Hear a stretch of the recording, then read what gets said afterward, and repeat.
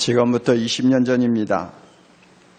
제가 아끼던 친구 목사님이 암으로 사형 선고를 받고 이제 집에서 죽음을 기다리고 있었습니다.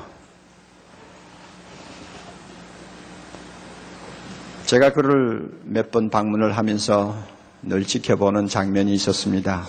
작은 방에서 머리맡에 자명종 시계를 두고 하루 종일 초침이 돌아가는 모습을 뚫어지라고 쳐다보고 있던 친구 목사님의 모습입니다. 서울대학을 나오고 CCC에서 은혜를 받은 다음 목사가 되었습니다. 그리고 저보다 빨리 개척해서 서초동에 조그마한 교회를 건축하고 200명 가까운 성도들이 모여서 재밌게 목회를 할 때였는데 하나님이 그를 데리고 가시는 것입니다. 나중에 장례식을 제가 다 치러주었습니다마는 그는 저보다 나이가 아래입니다. 초침이 돌아가는 시계를 뚫어지라고 쳐다보면서 죽음을 기다리고 있는 그의 모습, 이것은 지난 20년 동안 제 마음에서 사라지지 아니하는, 항상 자주자주 떠올리며 생각하게 만드는 아주 심오한 영상이었습니다. 그 모습을 지켜보면서 또 그 영상을 계속 제 마음에 담고 기억하면서 저는 늘 이런 생각을 했습니다. 나도 반드시 죽는다. 그리고 그 때는 나도 모른다. 하나님께서 젊은 사람도 데리고 가시는 거 보니 나도 언제 죽을지 모른다. 그리고 죽고 나면 하나님 앞에 설 텐데 그 친구는 준비가 다 되었기 때문에 하나님이 데리고 가시는 것 같고 나 같은 것은 아직 준비가 안 됐으니까 집행유예로 시간을 또 주신 것이 틀림이 없고, 그렇다면 하나님 앞에 설 때 내가 어떤 사람으로 서야 할까? 그러기 위해서 나는 어떻게 살아야 할까? 이런 생각을 자주 하면서 지난 20년을 살았습니다. 바울도 비슷한 생각을 한 것 같습니다. 오늘 우리가 읽은 본문 보면 바울은 은근히 하나님 나라에 가고 싶어하는 사람이었습니다. 쉽게 말하면 세상에 있는 육체의 장막을 빨리 벗어버리고 빨리 죽어서 예수님이 계시는 곳에 갔으면 좋겠다는 이런 소원을 갖고 있어요. 그럴 수밖에 없는 게 그 양반은 천국에 한번 갔다 온 사람이거든요. 천국이 얼마나 황홀한가를 한 100분의 1은 체험을 하고 내려온 사람이란 말이에요. 3층천에 올라가서 그 기가 막힌 상황을 한번 체험했기 때문에 그 나라를 그는 생각할 때마다 막 가슴이 뛰는 거예요. 그러니까 할 수 있으면 빨리 하나님이 나를 불러주셔서 주님과 함께 거하는 영원한 나라에서 살고 싶다. 이런 생각을 했어요. 그런 감정이 8절에 있잖아요. 8절에 우리가 담대하여 원하는 바가 있다면 차라리 몸을 떠나서 주와 함께 거하는 그것이라. 우리하고는 너무 다르죠. 우리는 안 죽으려고 바둥바둥 거리는데 사실 바울은 가고 싶어 했어요. 이런 참 주님 앞에 가고 싶어하는 욕망을 갖고 있으면서 동시에 바울을 긴장시키는 문제가 하나 있었습니다. 죽고 나면 하나님의 심판대 앞에 서야 된다. 그 심판대 앞에서 내가 어떤 사람이냐가 굉장히 중요한데 내가 그것을 위해서 심판대 앞에서 하나님이 인정하는 사람이 되기 위해서는 천국 가는 것도 중요하지만 이 세상에 살면서 내가 어떻게 살아야 할 것인가를 더 진지하게 고민해야 된다 하는 마음을 바울이 갖고 있었습니다. 그게 10절에 나오잖아요. 이는 우리가 다 반드시 다 같이요 그리스도의 심판대 앞에 드러나 각각 선악간에 그 몸으로 행할 것을 따라 받으려 함이니라. 죽는 것도 중요하지만은 그 다음에 하나님의 심판대 앞에서 내가 세상에 산 것을 놓고 하나님의 평가를 받는 것, 이게 너무너무 진지한 문제인데 이것을 위해서 내가 어떻게 살아야 할 것인가를 바울은 마음에 두고 고민했습니다. 10절의 말씀을 현대번역으로 더 아름답게 번역을 해놓은 내용이 있습니다. 이런 내용입니다.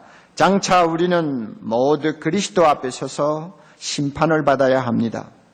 그때는 우리가 살아온 모습이 그분 앞에 다 드러나게 될 것입니다. 그리고 선한 일을 했든지 악한 일을 했든지 땅 위에 육체로 사는 동안에 행한 대로 보상을 받을 것입니다. 이 문제 때문에 바울은 결심을 했어요. 무슨 결심입니까? 내가 이 세상에 살 동안 하나님을 기쁘시게 하는 삶을 살고 싶다. 9절에 그렇게 나오죠. 그런즉 우리는 거하든지 떠나든지 다 같이요.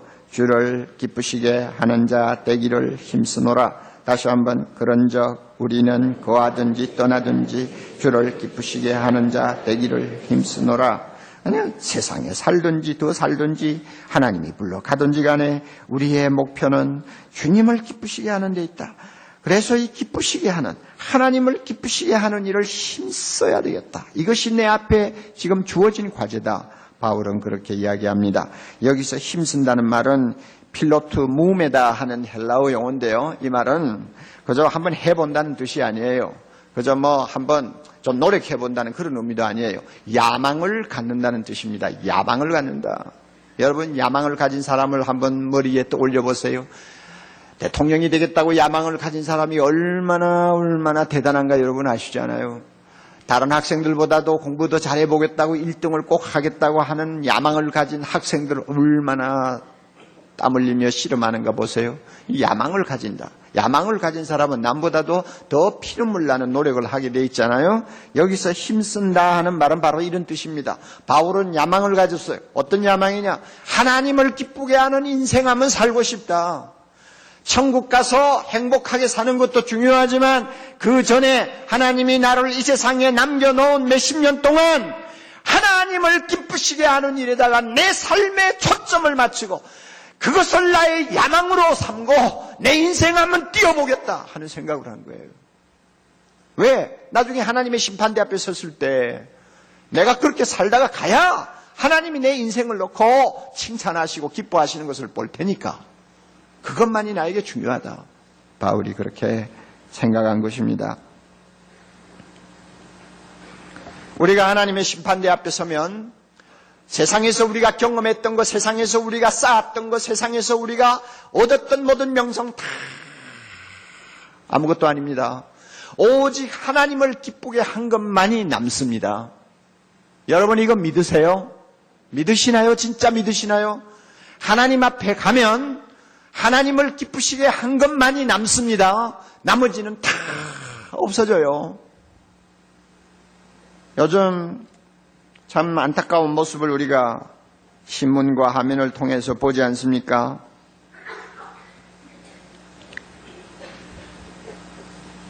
지난 5년 동안 권력의 핵심에 서서 참 자기가 하고 싶은 대로 권력을 부리면서 살던 박모 씨 보세요. 국민들이 납득할 수 있도록 정도를 따라서 국정을 했더라면 그런 꼴이 안 되죠. 그러나 국민이 납득할 수 없는 방법으로 또 어떤 면에서는 거짓말하면서 드러나지 않았던 것들이 하나하나 밝혀지니까 지금 그 모습을 보세요. 과거의 영화가 무슨 소용이 있어요? 과거의 권력이 지금 무슨 의미가 있어요? 떨어지는 꽃잎이라고 스스로 표현했습니다만 꽃잎도 떨어질 때는 이뻐요. 그런데 사람이 떨어지는 건 이쁘지도 않아요. 너무나 답답하지 않아요? 인간 검사 앞에서도 지나간 나를 평가받을 때 뭔가 잘못되면 그렇게 초라해지는 걸 우리가 눈으로 보는데 우리가 하나님의 심판대 앞에 섰을 때 하나님이 인정하지 아니하는 것들은 아무 소용이 없어요. 오직 하나님을 기쁘게 한 것만이 영원히 남아요. 언젠가 말씀드렸죠. 이번에도 5월달 미국 가니까 그 형제 저보고 그래요. 거라지 세일할 때 가서 고물 좀 가치가 있는 것들을 수집을 하는데 여전히 그런 일이 자주 나오나 봐요. 유명한 사람이었습니다. 한때는 사람들로부터 명성을 얻었던 사람입니다. 그 사람이 죽었어요. 그 사람이 받은 상장, 상패, 훈장 큼직한 박스에다 가득 채워가지고 단단히 묶어서 내놨는데 얼마요? 그랬더니 10불입니다. 그래서 10불에 샀대요. 사가지고 그거 가지고 와서 자기 집에 데코레이션으로 여기도 걸어놓고 저기도 걸어놓고 했더라고요. 세상에 한때 아니 어쩌면은 그 사람은 그 상장 하나 타기 위해, 상패 하나 타기 위해서 몇 년을 실험하면서 아마 노력을 했을지 모릅니다만은 죽고 나서 보니 그것은 다 휴지 조각이요. 하나님의 심판대 앞에 가면 하나님을 기쁘게 하는 데는 관심이 없고 나를 위해서 살았던 인생은 어떤 것이든지 남아있는 것이 없습니다. 바울이 그것을 아주 심각하게 생각했어요. 가끔 보면 교회를 다니면서 나는 천당에만 들어가면 좋겠다 하는 말을 하는 사람들이 있어요. 어떻게 처음 들으면 야, 이분이 참 구원받기를 사모하는 사람이구나. 믿음이 좋아서 저런 말을 하는구나 이렇게 느낄지 모르지만 조금 깊이 생각해 보면 그 밑에 아주 고약한 데가 있어요. 천당에만 갔으면 좋겠다. 그건 무슨 뜻이에요? 세상에서는 내 마음대로 좀 살아보고 내가 원하는 인생 한번 마음껏 즐겨보고 그래서 천국이 있으면 예수 믿는다는 그 말 한마디로 천국 문 안이라도 들어간다면 다행이다 하는 이야기입니다. 그러니까 그 저변에 깔려있는 생각이 뭐냐 하면 내 식대로 내 기분대로 살고 싶다는 것입니다. 하나님을 기쁘게 하는 일에는 별로 관심이 없는 거예요. 한번 왔다가 가는 세상 후회 없이 한번 살아보고 싶은 욕망이 있는 거예요.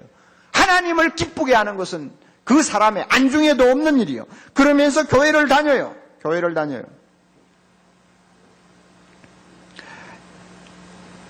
하나님을 기쁘게 하기 위해서는 값을 지불해야 할 때가 많이 있거든요. 노력을 해야 되거든요. 어떤 면에는 자기를 포기해야 될 때도 있거든요. 그러니까 이것이 부담스러운 것입니다. 그러니 그것을 일단 제쳐놓고 내가 원하는 인생 살면서도 구원받았으면 좋겠다 이런 소리 하는 거예요. 여러분, 이런 분들이 천국에 들어갈 수 있을까요? 그래서 제가 단적으로 말하기는 어렵습니다만 굉장히 회의적입니다.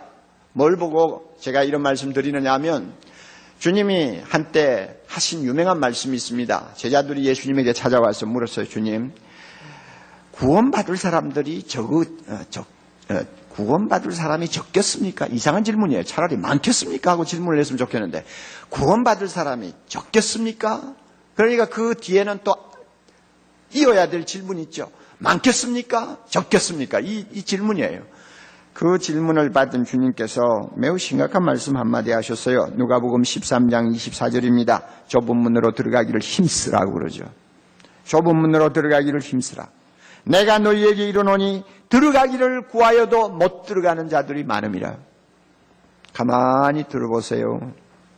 좁은 문이라고 그래요. 예수 믿고 신앙생활하는 것을 좁은 문이라고 주님이 표현합니다. 예수 믿기는 쉬워요. 평안할 때 예수 믿는 거 어렵지 않아요. 무슨 값을 요구를 합니까? 아니면 무슨 선한 공로를 요구합니까? 하나님께서는 값없이 우리를 보고 믿으라고 하셨기 때문에 누구든지 예수님이 하나님의 아들이요 나의 구원자라고 믿고 고백하면 되는 거예요. 예수 믿기는 쉬워요. 그러나 예수 믿은 다음의 신앙생활은 좁은 길이요 좁은 문입니다. 주님이 그렇게 말씀하셨어요. 그래서 사람들이 그렇게 많이 안 들어가요. 왜 좁은 문일까요? 예수 믿고 난 다음에 우리의 관심은요, 천국에만 들어가면 좋겠다가 아닙니다. 그런 유치한 생각을 하는 거 아니에요. 나 같은 죄인을 구원해 주신 하나님께 어떻게 하면은 보답하는 인생을 살까? 이게 주된 관심사요, 우리의 화두가 됩니다. 큰 죄악에서 건지신 하나님, 감히 하나님 앞에 설 수 없는 더러운 것을 주께서 이렇게 구원해서 하나님의 영광스러운 자녀를 삼으시고 하늘에 있는 모든 축복을 값없이 안겨주셨는데 이 귀한 은혜를 받은 내가 한 생을 살면서 이 은혜를 조금이라도 보답하려면 어떻게 살아야 될까? 어떻게 하면 하나님을 기쁘시게 할까? 이것이 항상 관심사예요. 이 관심사대로 살려면 입으로 주여 주여만 해가지고 안 되거든요. 자기를 부인해야 되거든요. 자기의 십자가를 지고 주님을 따라갈 때도 많이 있거든요. 어떤 때는 생명과 바꾸는 위기를 만날 수도 있습니다. 그런 값을 지불하면서 하나님을 기쁘시게 하기를 원하는 것이 신앙생활이기 때문에 이것은 좁은 길이에요. 아무나 들어갈 수 있는 길이 아니에요. 그러므로 주님의 대답은 간단합니다. 주님, 천국에 들어갈 자가 많습니까? 적습니까? 주님은 많지 않을 것 같다. 주님의 대답이에요.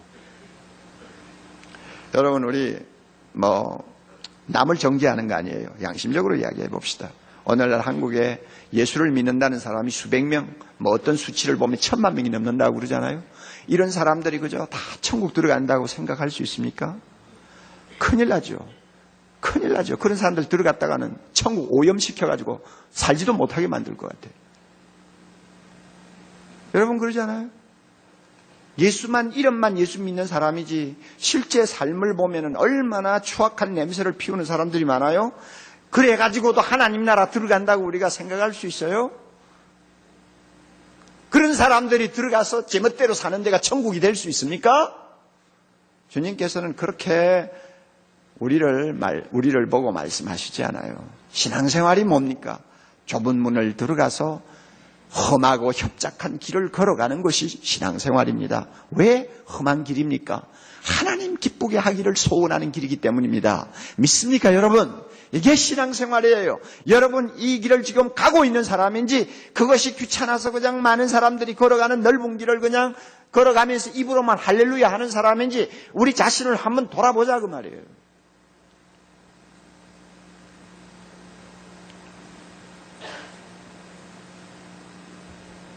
얼마나 하나님을 기쁘게 하는 이 문제가 심각한지요. 로이드 존스 목사님의 말을 들으면서 제가 다시 한번 마음에 여러 가지를 생각하게 되었습니다. 로이드 존스 목사님 하면 20세기 영국이 배출한 탁월한 설교자요. 아마 20세기의 가장 위대한 설교자 중에 하나로 꼽힐 것입니다. 그리고 성경 주석가입니다. 런던 웨스트민스터 채플이라고 하는 교회에서 80이 넘도록 사역을 했습니다. 그분의 책이 많이 번역되었는데 여러분이 어느 것을 하나 들어보아도, 들고 펴보아도 여러분이 은혜를 받을 수 있는 책들입니다. 그가 그렇게 평생을 주님 위해 살았습니다. 처음에 그는 영국 황실의 의사였습니다. 그럼에도 불구하고 은혜 받고 그 직을 던져버리고 목사가 되어서 하나님의 말씀을 가르치며 일생 동안 성직자로서의 거룩한 길을 걸어왔습니다. 그가 이제 병이 들어서 임종이 임박한 병상에 누워 있었습니다. 후배 목사님이 그를 찾아가서 존경하는 마음으로 이렇게 질문했습니다. 목사님, 한평생 하나님의 말씀을 가르치고 또 설교하면서 사셨는데 그렇게 하면서 평생 마음속에 담고 있었던 가장 진지한 생각이 있었다면 무엇이라고 생각합니까? 평생 마음에 담고 있는 진지한 생각력, 목사님이 늘 진지하게 생각한 것, 그게 뭔지 말씀하실 수 있으면 해주세요. 로이드 존스 목사님 그 질문을 받고 서슴지 않고 이런 말씀을 했어요. 그래, 나에게 한 가지 진지한 생각이 있었어. 그것은 뭐냐 하면 내가 목사 일하다가 죽으면 하나님 심판대 앞에 설 텐데 그때 하나님께서 나의 한 생을 돌아보시면서 어떻게 평가하실까? 이것이 가장 진지한 질문이다. 그래서 그 말을 바꾸면 하나님이 심판대 앞에서 나를 보고 너 한평생 나를 기쁘게 하는 삶을 살았구나 이렇게 칭찬해 주실까? 아니면 너 목사가 되어가지고 한평생 너 자신의 성공과 너 자신의 행복을 위해 살았구나 하는 책망을 하실까? 이것이 두렵다는 거예요. 저는 이 말을 이해합니다. 여러분이 생각할 때 목사들이 어떻게 그런 두려움을 가지고 살까 이렇게 생각할지 모르지만요. 여러분 성경을 보세요. 선지자다, 제사장이다, 하나님께서 성직자로 부른 사람들이 얼마나 잘못된 길로 많이 갔는지 성경을 봐도 다 알고 있잖아요. 그리고 교회사를 보면은 진짜 타락한 사람들이 성직자 중에 많이 나오잖아요. 목사라고 다 주님을 기쁘시게 하는 삶을 산다고 하면 착각이에요. 그러므로 제가 두려워하는 거예요. 자기를 위해서 열심히 할 수 있어요. 자기의 명예를 위해서 헌신할 수 있어요. 자기의 성공을 위해서 교회를 위하여 시간을 투자하며 생을 바칠 수 있어요. 그래서 성공한 목사라고 하는 말을 들을 수도 있어요. 사람은 그 사람의 중심을 모르니까 하나님을 기쁘게 했는지 자기를 기쁘게 하는 삶이었는지 판단 못하지만 하나님은 다 하신다 그 말. 잘못하면 목사도 자기를 위해서 인생 즐기고 살다가 온 사람으로 낙인이 되고 하나님 앞에 발가벗은 자 되어서 설 땅을 잃어버릴 수도 있는 것입니다. 목사가 이렇게 이 문제를 놓고 진지하게 고민하고 그때그때마다 하나님 앞에 두려움으로 옷깃을 여미면서 하나님을 기쁘게 하는 삶을 살려고 노력한다면 여러분 평신도 입장에서 어떠하냐 그 말이에요. 되는 대로 살다가 천국만 들어가면 돼요?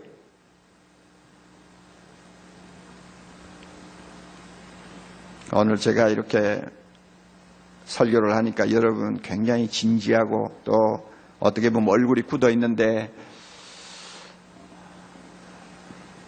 잘 들으셔야 됩니다. 아침에 교회 나올 때는 기분 좋게 나왔는데 오늘 영 재수 없는 설교 듣고 이거 영 기분 잡쳤다. 여러분 이런 생각을 하실지 모르겠어요. 제가 여러분에게 이런 설교를 하지 않을 수가 없어요. 왜냐하면 제가 여러분에게 이런 말씀을 전할 수 있는 기회는 지금 그렇게 많지 않아요. 그렇기 때문에 기독교는 내 식대로 내 기분대로 세상 그저 행복하게 살기 위해서 그저 우리가 들고 다니는 종교가 아니에요. 세상은 아무것도 아니에요. 기독교의 중심은 영원한 나라에 있어요. 거기 가서 내가 어떤 사람이냐가 중요한 거예요. 이 세상은 연습이에요. 이 세상은 나그네예요. 이 세상은 여행하는 곳이에요. 리허설하는 곳이에요. 여기서 리허설을 하면서 하나님을 기쁘시게 하는 삶을 살았다면 영원한 나라에 가서 영원토록 하나님을 기쁘게 하는 행복한 자가 될 수 있고, 이 세상에서 리허설을 하면서도 자기를 위해서 살았다면 그 사람은 하나님 나라에 들어갈 수가 없어요. 그런 사람은 천국에서 용납이 안 되니까요. 그러면 자, 우리가 어떻게 하면 하나님을 기쁘시게 하는 사람이 될 수 있을까요? 두 가지로 생각합시다. 첫째로요, 하나님이 기뻐하시는 사람이 되어야 합니다. 인격이 되어야 합니다. 하나님이 기뻐하시는 사람요. 여러분, 자녀를 낳으면 우리 참 그의 자녀를 키우는 또 재미가 있지 않습니까? 그 참 재롱을 피우는 거 보면 이놈이 제 밥그릇 노릇 하는구나 뭐 이런 생각하잖아요. 그래서 애들을 키우는 것은 희생이 아닙니다. 부모를 위해서 너무너무 하나님이 좋은 선물을 자녀를 통해 주셔요. 그래서 세상 사는 재미를 우리가 느끼지 않아요? 애를 키우면서요. 그런데 자녀를 키우는 부모의 심정, 가장 바라는 것이 무엇입니까? 물론 나중에 성공하는 자가 되기를 원하고 유명한 사람 되기도 원하지만은 그거보다 더 중요한 것은 부모가 볼 때 참, 야, 저거 대 먹었구나. 누가 생각해도 인격자로 존중받는 사람 되기를 원하죠. 이게 부모의 심정이에요.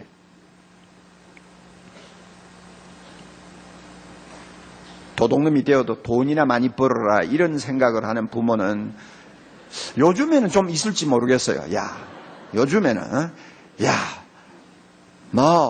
로또라도 당선이 돼서 좀 돈이나 벌어라 이런 생각을 하는 사람이 있을지 모르지만 진짜 자녀를 제대로 사람 만들려고 키우는 사람은 그런 거 속된 생각 안 합니다. 사람답게 살아라. 사람답게 대우받는 사람 되라. 이런 생각하지 않아요? 제가 요즘에 최근에 출판된 클린턴 대통령 부인 힐러리 여사의 자서전을 읽고 있어요. 제가 그것을 읽는 이유가 있습니다. 그렇게 재미있는 책은 아니에요. 세계를 지금 지배하고 있는 미국의 중산층 사람들의 그 성장 과정, 그리고 미국 지도자들의 사고의식, 이런 것이 좀 들여다보고 싶었어요. 내가 그런데 경험을 해본 일이 없으니까. 그 자서전 같은 것을 읽으면은 그 사람들의 가치관이라든지 사고의 방법이라든지 세계를 보는 안목이라든지 이런 것을 좀 들여다볼 수 있거든요. 그래서 제가 힐러리 여사의 그 자서전이 우리나라에서 출판이 되자마자 사가지고 와서 읽고 있어요. 그런데 힐러리 여사의 아버지는 1930년대 살인적인 미국 대공황을 겪은 사람입니다. 그러니까 완전히 완전히 경제가 밑바닥에 떨어져서 그날 하루 그냥 먹고 사는 것도 기적이라고 할 만한 그런 어려운 가정을 거친 사람이에요. 그래서 힐러리 아버지는 제일 무서워하는 것이 가난입니다. 가난의 그 잔인함을 그가 뼛속 깊이 체험을 했기 때문에 그에게는 자기도 모르게 자녀에 대한 소원이 있었어요. 딸 하나에 아들 둘인데 이 자녀들에게 소원이 있었어요. 어떻게 키울 것이냐. 전략하는 사람, 낭비하지 않고 전략하는 사람, 그리고 스스로 자립할 수 있는 강한 사람, 이런 사람으로 키워야 되겠다. 이게 자녀를 향한 아버지의 마음이었어요. 그러므로 얼마나 그 딸을 철저하게 자기의 그 생각대로 키웠는지요. 어릴 때 양치질을 하다가 그 치약의 뚜껑을 그냥 열어놓고 내버리고 나가면 그 다음에 아버지가 들어와서 그걸 보고는 치약을 창밖에 던져버렸어요. 그러면 그 다음에 딸애가 양치질을 하려면 창밖에 나가서 그 숲을 속에 어디에 빠졌는지 모르는 그 치약을 찾아서 한참 헤매가지고 들고 와서 양치질을 하게 만들었어요. 왜? 뚜껑을 열어놓으면 치약이 흘러나와서 낭비가 된다는 거죠. 어려서부터 그렇게 하면 안 된다 그거예요. 그러니까 지금도 그때 배인 그 습관 때문에 힐러리 여사는 무슨 주스를 하나 마시고도 남으면은 위에다가 비닐로 딱 덮어서 넣어놨다가 다시 내서 다시 마신다고요. 자립하는 정신을 아버지가 키우기를 원했기 때문에 13살 먹는 딸내가 학교를 다니면서도 아르바이트를 했어요. 어디 갖다 내놔도 남 기대지 않고 스스로 설 수 있는 사람. 이게 힐러리 여사 아버지의 자녀에 대한 소망이었어요. 부모는 누구나 자녀들에게 이런저런 소망을 갖고 있어요. 하나님도 마찬가지예요. 하나님이 우리에게 원하시는 소망이 뭔지 아세요? 자기 형상을 닮은 사람이 되기를 원합니다. 자기 형상을 닮은 사람. 다른 말로 바꾸면 자기 아들인 예수님을 닮은 사람이 되기를 원합니다. 우리가 예수님을 닮아 하나님의 형상을 우리에게서 나타내 보일 수만 있다면 하나님은 우리를 보실 때마다 기뻐하시고 우리를 보실 때마다 즐거이 부르실 것입니다. 하나님이 원하는 사람이에요. 그래서 처음에 창조하실 때도 우리를 만드실 때도 자기의 형상대로 우리를 만드셨잖아요. 창세기 1장에 가서 보면 우리의 형상대로 우리의 모양대로 사람을 만들자. 그래서 이 세상 모든 피조물 가운데서 하나님의 형상을 닮은 사람은 인간뿐입니다. 그러므로 인간이 존엄합니다. 인간이 참 영광스러운 존재입니다. 그러나 죄로 인해서 우리는 이 형상을 잃어버렸어요. 이 형상이 파괴되어 버렸어요. 그리고는 하나님을 닮기보다 마귀를 닮는 존재가 되어버렸어요. 들판에서 형제가 일하다가 형이 돌멩이를 들고 동생을 그냥 잔인무도하게 때려 죽이는 그런 일을 해도 눈 하나 깜짝하지 아니하는 마귀와 같은 우리의 모습을 보시고 하나님이 얼마나 슬퍼하시는지 100년 200년 슬퍼하셨어요. 1000년 2000년 슬퍼하셨어요. 오래오래 슬퍼하시면서 이대로 두어서는 안 되겠구나. 다시 나를 닮은 거룩한 형상을 닮은 거룩한 사람으로 만들어야 되겠구나 작정하시고는 자기 아들 예수님을 세상에 보내셨습니다. 그리고 우리의 모든 죄를 예수님에게 짊어지우시고 그분이 우리를 위하여 십자가에 죽으셔서 우리의 모든 죄와 허물과 저주를 그 몸에 다 받게 하시고 우리로 하여금 하나님의 형상을 다시 회복하고 예수님처럼 되는 거룩한 구원의 길을 열어주셨습니다. 할렐루야. 이래서 우리 모두가 예수 믿었잖아요.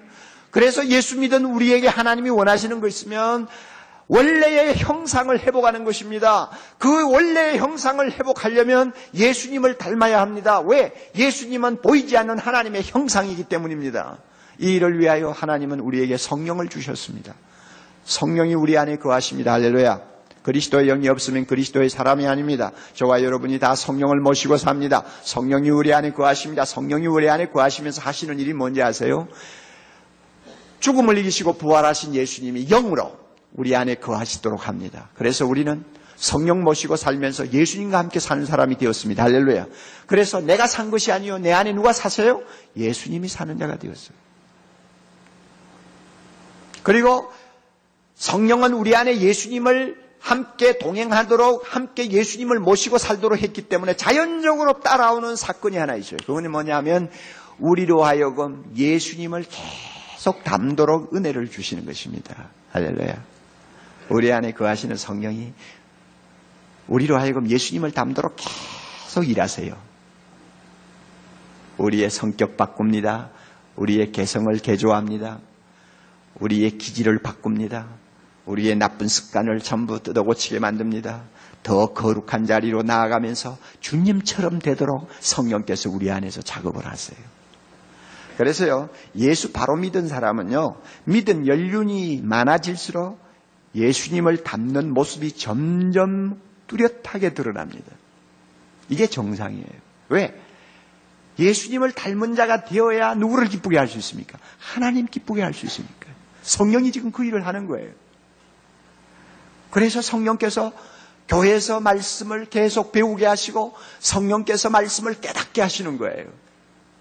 그래서 우리가 이렇게 성령의 인도함을 받으면 예수님을 닮은 자가 되어 성령의 열매를 맺게 됩니다. 갈라디아 5장 22절 보면 성령의 열매가 9가지 나오는데요. 그 9가지를 다 보태면 예수님 닮은 사람의 인격이 그대로 형성이 됩니다. 성령은 우리로 하여금 예수님처럼 사랑하게 만듭니다. 성령은 우리로 하여금 예수님처럼 항상 기뻐하게 만듭니다. 성령은 우리로 하여금 예수님처럼 화평하게 만듭니다. 성령은 우리로 하여금 예수님처럼 오래 참게 만듭니다. 성령은 우리로 하여금 예수님처럼 친절하게 만듭니다. 성령은 우리로 하여금 예수님처럼 선하게 만드십니다. 성령은 우리로 하여금 예수님처럼 성실한 사람 되게 합니다. 성령은 우리로 하여금 예수님처럼 온유한 자가 되게 합니다. 성령은 우리로 하여금 예수님처럼 절제하는 자가 되게 합니다. 우리를 이렇게 만들고 계세요. 그래서 나도 모르게 누구를 닮아가요? 예수님을 닮아가는 거예요. 예수님을 닮아가는 우리를 보시고 하나님이 기뻐하시는 것입니다. 여러분 지금 어떻습니까? 하나님, 저는 예수님을, 우리 하나님을 기쁘시게 하는 삶을 살고 싶은데요. 그렇게 하기 위해서는 예수님이 참으셨다지요. 저도 참을게요. 싫지만은 참아볼게요. 하나님, 제가 하나님 기쁘시게 하기를 소원하는데 이런 야망이 있어요. 그런데 예수님이 용서하셨잖아요. 그렇다면 나도 예수님을 닮아서 용서할 수 없다고 생각되지만 한번 용서할게요. 이런 식으로 사는 거예요. 자꾸 나도 모르게 바뀌는 거예요. 할렐루야.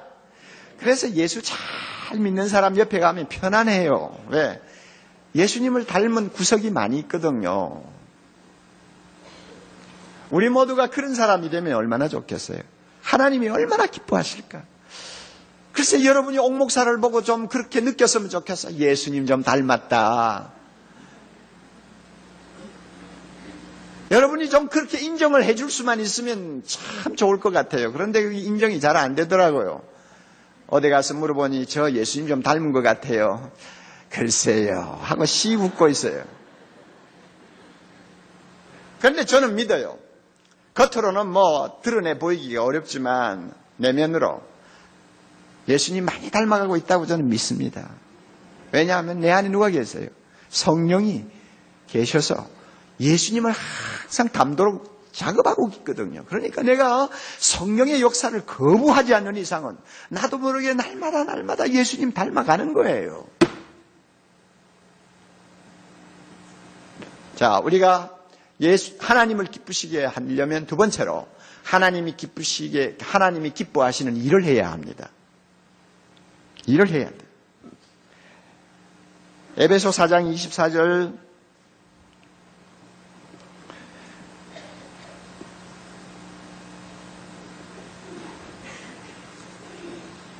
에베소 4장 24절이 아니고 골로새 1장 10절. 왜 제가 이렇게 왔다 갔다 하는지 아세요? 설교를 해야 될 내용이 너무 많은데 지금 시간 맞추느라고 지금 건너뛰는 거예요. 그러니까 내가 좀 정신이 없어요. 골로새 몇 장요? 1장 10절에 이렇게 바울이 명령합니다. 주님께 합당히 행하여 범사에 주님을 기쁘시게 하는 자가 되라. 주님께 합당히 행하여. 합당히 행한다는 게 뭡니까? 하나님을 기쁘시게 하는 일을 하라 그 말입니다. 그렇게 해서 하나님을 기쁘시게 하는 자 되기를 원한다는 말입니다. 우리는 하나님을 기쁘시게 하는 일을 해야 합니다. 첫째는 예배입니다. 참 중요한 게 예배입니다. 하나님이 우리를 구원하셔서 그의 자녀 삼으신 것은 하나님의 은혜의 영광을 찬송하도록 하기 위해서 우리를 부르셨습니다. 다시 말하면 예배하는 자가 되도록 우리를 부르셨어요. 예배가 뭔지 아세요? 이렇게 모여가지고 앉아서 어떤 절차를 따라서 하나님 앞에 경배하는 것만이 예배라고 하지 마세요. 예배는 뭡니까? 한마디로 정의할까요? 예배가 뭔지 아세요? 하나님을 즐기는 게 예배입니다. 할렐루야. 다시 한번 예배가 뭐라고요, 성가대? 하나님을 즐기는 거예요. 하나님을 즐기는 거. 그냥 좋은 거예요. 하나님이 좋은 거예요. 예수님이 좋은 거예요. 로마서 12장 1절에 이런 말씀 있잖아요. 형제들아, 내가 하나님의 모든 자비하심으로 너희에게 권하노니 하나님 너희 몸을 하나님이 기뻐하시는 거룩한 산제사로 드리라. 이는 너희가 드릴 영적 예배니라. 몸을 가지고 움직이는 모든 삶을 통해서 하나님을 즐기는 거예요. 운전할 때도 하나님이 좋아요. 그래서 나도 모르게 찬송해요. 설거지를 하면서도 나 같은 것을 구원해 주신 주님을 생각하면 너무 감격스러워서 입으로 자기도 모르게 주님 고맙습니다 하면서 눈물이 글썽글썽 할 때가 있는 거예요. 이게 다 예배입니다. 하나님을 즐기는 거죠. 세상에서 성공하지 못하고 가정의 여러 가지 경제적인 어려움 때문에 막 조여드는 답답함을 느낄 때에도 세상은 잠깐 지나가는 것, 결국은 이 나그네 생활 끝나면 이 세상에서 내가 누리지 못한 모든 영광과 축복을 하나님이 주실 텐데 이런 아름다운 은혜를 주신 하나님 너무 감사합니다 하고는 나도 모르게 답답한 마음에서 범사에 감사하는 아름다운 찬송들이 터지는 거, 이게 예배입니다. 막 예수님이 좋은 거예요. 이게 예배예요. 여러분에게 이런 예배가 있다면 하나님이 기뻐하실 것입니다. 하나님이 기뻐하실 것입니다. 그리고 예배는 또한 일정한 장소와 일정한 시간을 정해놓고 거룩한 성도들이 한자리에 모여서 하나님께 드리는 것입니다. 이게 바로 예배입니다. 그러므로 정말로 하나님을 기쁘시게 하기를 원하는 사람은 주일날 예배 절대 등한히 여기지 않습니다. 더 열심히 나는 사람은 수요일도 나오고 금요일도 나옵니다. 그래서 하나님 앞에 예배하기를 원합니다. 저도 수요일날 꼭꼭 빠지지 않고 나오지를 못할 때가 있는데 어쩌다가 나와보면 저를 감동시키는 사람들이 너무 많아요. 그날 저녁에 분명히 아르헨티나하고 한국하고 축구 지금 중계 시합한단 말이에요. 그러면 제 생각에는 젊은 애들은 하나도 수요일날 안 나올 것 같은데 나와보면은 멋지게 생긴 젊은이들이 교회 가득히 앉아서 두 손을 들고 하나님을 찬양하면서 감격해하는 모습을 보면 막 가슴이 그냥 터지려고 그래. 너무 감격스러웠어요. 저것들은 축구도 모르나 이러네. 그런데 여러분, 그렇게 하나님을 찬송하는 것이 얼마나 아름다운 거예요. 괜히 축구 본다고 눈이 빠지게 있다가 한 골 먹고 그냥 허탈해가지고 여러분만 나중에 그냥 털털거리는 사람 비해서 얼마나 복이 있는 사람들이요. 그렇지 않아요? 무슨 집회가 있으면은 오늘 주님 앞에 가서 성도들과 함께 예배드리고 싶다, 이런 갈증이 나와야 하나님을 기쁘시게 하는 사람이 사는 모습입니다. 노란 손수건만 쳐다보고 앉아가지고 저녁마다 그냥 그거 아무리 봐도 그게 그거지 그렇잖아요. 제가 이렇게 제목을 잘 아는 이유는 저도 본다는 이야기인데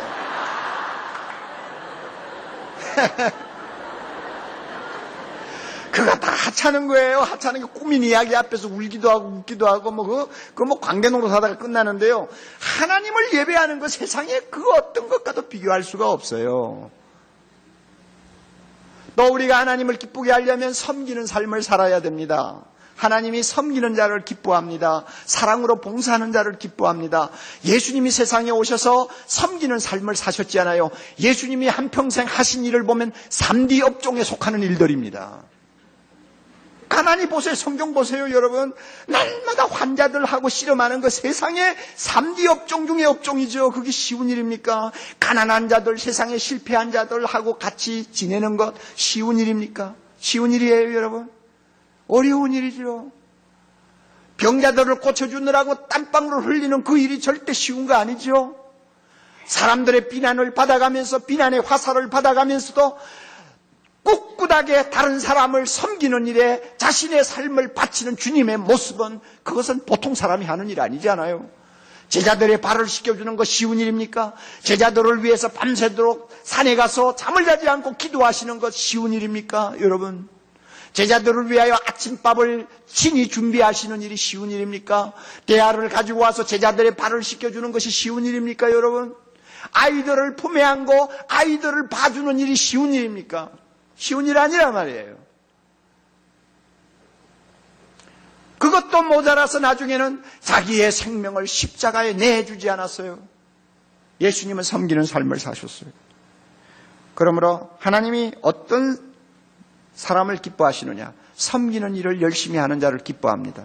교회 안에서나 밖에서나 섬겨야 될 대상들이 너무 많습니다. 시간이 좀 남아 도니까 생생 내는 것이 아닙니다. 하고 싶으면 하고 말고 싶은 것이 섬기는 삶이 아닙니다. 하나님을 기쁘시게 하기 위해서 내가 해야지. 하나님이 좋아하시니까 내가 해야지. 이런 마음으로 정성을 쏟아서 남을 섬기는 것. 이것이 우리 신앙생활이라는 것을 기억해야 합니다.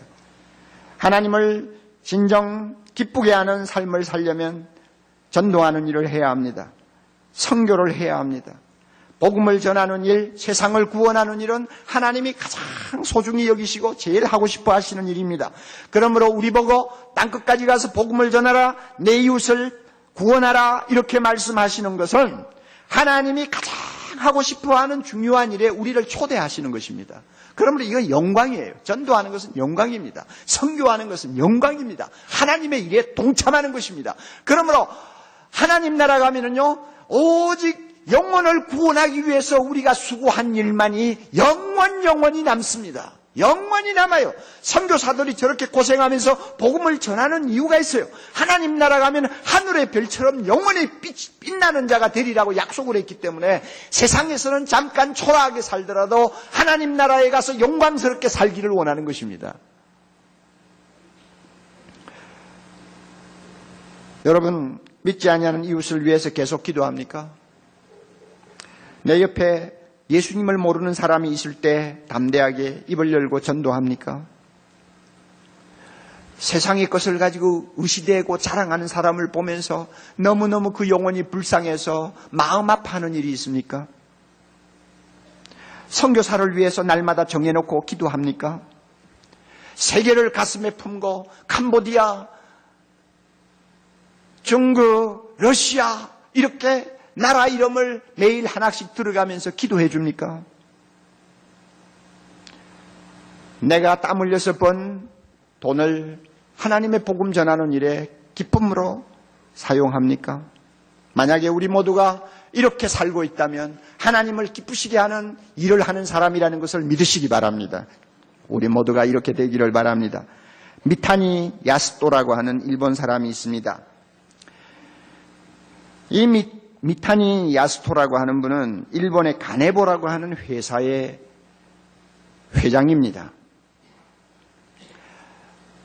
평범한 말단 사원으로 그 회사에 들어가서 나중에 회장이 되었고, 회장이 된 다음에 그 가네보 회사를 일본의 초인류 기업으로 성장시킨 신화적인 존재입니다. 그분이 쓴 조그마한 책이 있어요. 제가 읽으면서 감동받았습니다. 그는 결혼하고 나서 아내로부터 전도를 받고 예수님을 만나게 되었습니다. 예수를 만나서 이제 예수님을 믿고 신앙생활을 하는데, 하루는 아내가 그 야스토 그 자기 남편을 보고 이런 말을 했습니다. 여보, 주님이 기뻐하시는 일을 하세요. 그리고 주님의 증인으로, 복음을 전하는 증인으로 한 생을 사세요. 출세요? 그건 안 해도 돼요. 출세는 안 해도 돼요. 하나님을 기쁘시게 하는 삶을 사세요. 하나님을 기쁘시게 하는 삶을 살려다가 회사에서 목이 잘리면 과감히 그만두세요. 그러면 내하고 둘이서 전도하러 다니면 돼요. 아내가 그런 말을 했어요. 오랜 후에 그 남편이 아내를 놓고 쓴 글을 보면 그때 출세 안 해도 돼요 하는 그 말이 너무너무 가슴에 와 닿았다고 그래요. 왜냐하면 많은 부인들은 출세 하면서 남편을 그냥 뒤에서 몰거든요. 그러니까 남자들이 그냥 스트레스 받아가지고 일찍 죽지 않아요. 그런데 출세 안 해도 된다. 그게 문제가 아니다. 하나님을 기쁘게 하고 살자. 뭐 이러니까 너무너무 마음이 편안했대요. 이 야스도 씨가 예수 믿고 나서 세상을 보는 안목이 달라졌습니다. 생각이 바뀌었습니다. 그의 마음속에는 항상 하나님의 말씀 하나가 남아있었어요. 그것이 뭔지 아세요? 갈라디아 1장 10절이에요.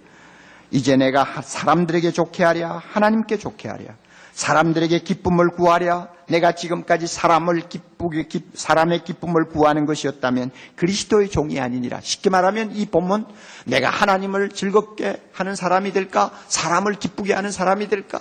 나는 하나님을 기쁘게 하는 자가 되기를 원한다 하는 그 말씀이거든요. 그 말씀을 마음에 담고 살았다고 합니다. 그러니까 그럴 때마다 자주 불이익을 여러 번 당했습니다. 자천을 당하기도 하고 왕따를 당하기도 하고 어떤 때는 회사를 그만두어야 할 위기를 만날 때도 있었지만 보세요.